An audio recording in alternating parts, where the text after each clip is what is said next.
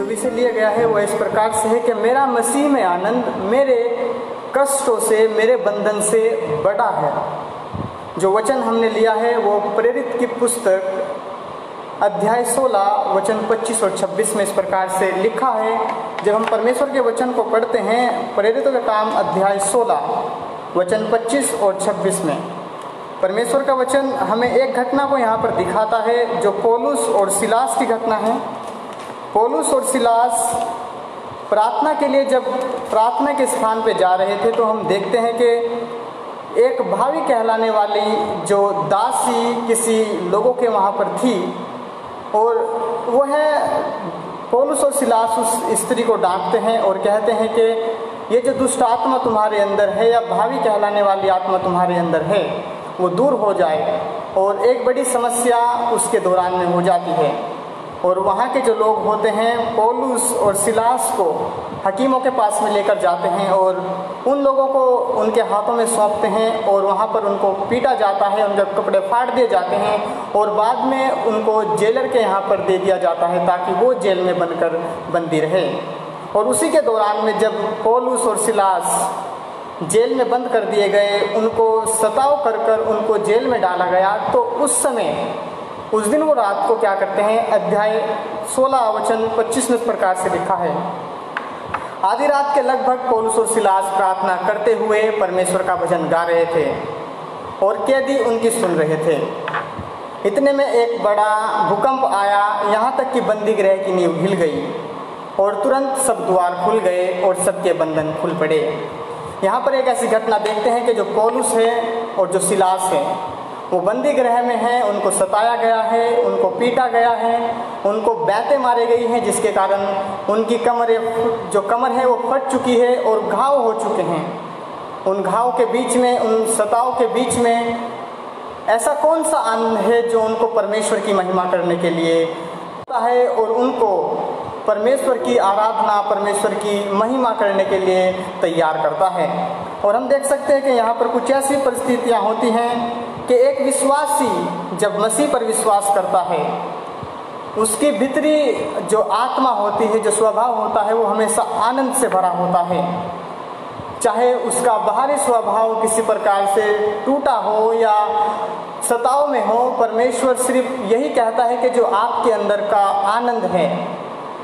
वह परमेश्वर की आत्मा के द्वारा दिया गया आनंद है। और एक मसीह जो यीशु मसीह पर विश्वास करते हैं, अपने सताव के बीच में, अपनी हर एक समस्याओं के बीच में वो यह विश्वास कर सकते हैं, वो आनंद मना सकते हैं, क्योंकि वो परमेश्वर के उस पवित्र पुत्र पर जो विश्वास करते हैं उसके कारण वो आनंदित होते हैं। और बाइबल हमें कुछ बातों को बताती है कि हमें क्यों आनंद मनाना है। हम आनंद इसलिए मनाते हैं क्योंकि मेरा जो महिमा परमेश्वर के प्रति है वो मेरे दुख से बड़ा है, और जो मैं परमेश्वर की आराधना करता हूँ वह उस दर्द से बड़ा है जो मैं अपने जीवन में झेल रहा हूँ। क्योंकि हम उस प्रेम के द्वारा जो परमेश्वर ने हमें दिखाया है, उसको यह सोच करके परमेश्वर ने यह प्रेम दिखाया है, हम उसकी महिमा करते हैं, उसकी बड़ाई करते हैं। और परमेश्वर हमें उन सताओं के बीच में ऐसी आत्मा देता है जिसके द्वारा हम आनंदित हो सकते हैं, मगन हो सकते हैं, उत्साहित हो सकते हैं और परमेश्वर के वचन के लिए हर समय तैयार हो सकते हैं। चाहे हम किसी परिस्थिति में भी हो, किसी प्रकार के सताव में हो, संकट में हो, या हमें पीटा गया है या कूटा गया है, परमेश्वर का वचन, परमेश्वर की आत्मा हमें हर समय तैयार रखती है कि हम आत्मा में रहकर परमेश्वर का भजन, उसकी आराधना कर सकें।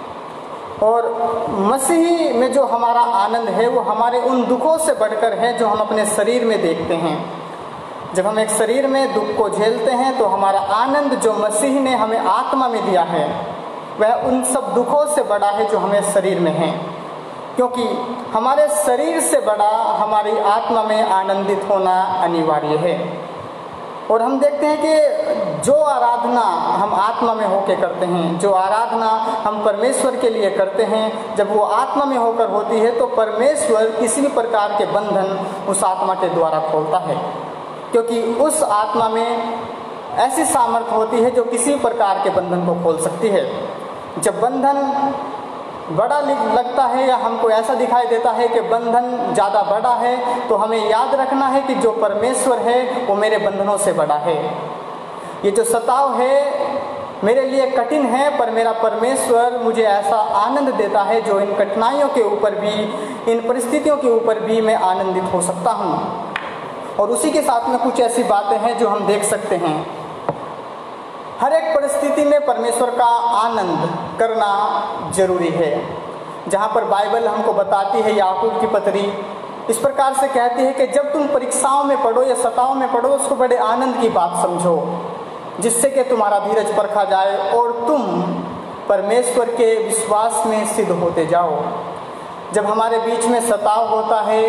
या संकट आता है या हमको बंदी गृह जैसी बाधाएं आती हैं, तो हमें ये याद रखना है कि परमेश्वर हमें एक बात सिखाना चाहता है जो हमारे धीरज को उत्पन्न करती है और जिससे हमारा विश्वास बढ़ता है। और कुछ बातों को हम देखते हैं कि पौलुस अपने आप कहता है कि जो परमेश्वर ने हमसे प्रेम किया है, उस प्रेम ने हमको विजेता हासिल दी है। अपने सताव में रहने के बावजूद उस वचन के द्वारा, उस प्रेम के द्वारा हम आनंद महसूस कर सकते हैं, क्योंकि जो आनंद परमेश्वर हमको देता है, दुनिया का कोई भी व्यक्ति या शैतान उसको नहीं छीन सकता। क्योंकि परमेश्वर का आनंद हमारे लिए एक बड़ी बात है। क्योंकि जब हम आनंदित होते हैं, परमेश्वर को पहचानते हैं, तो वो आनंद हमारे जीवन में कार्य करता है।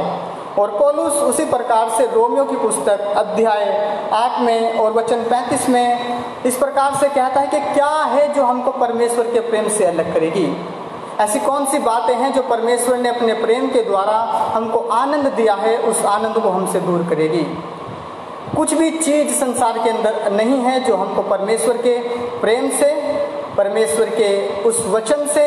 परमेश्वर के उस आनंद से, परमेश्वर की उस शांति से अलग कर सके। क्योंकि यूहन्ना की पुस्तक में इस प्रकार से कहता है, यीशु मसीह ने अपने चेलों से कहा कि मैं अपनी शांति तुम्हें दिए जाता हूँ। जैसा संसार आपको शांति देता है, मैं ऐसी शांति तुम्हें नहीं देता, पर मैं तुम्हें वो शांति देता हूँ जो तुम्हारे अंदर, तुम्हारे शरीर के भीतर कार्य करती है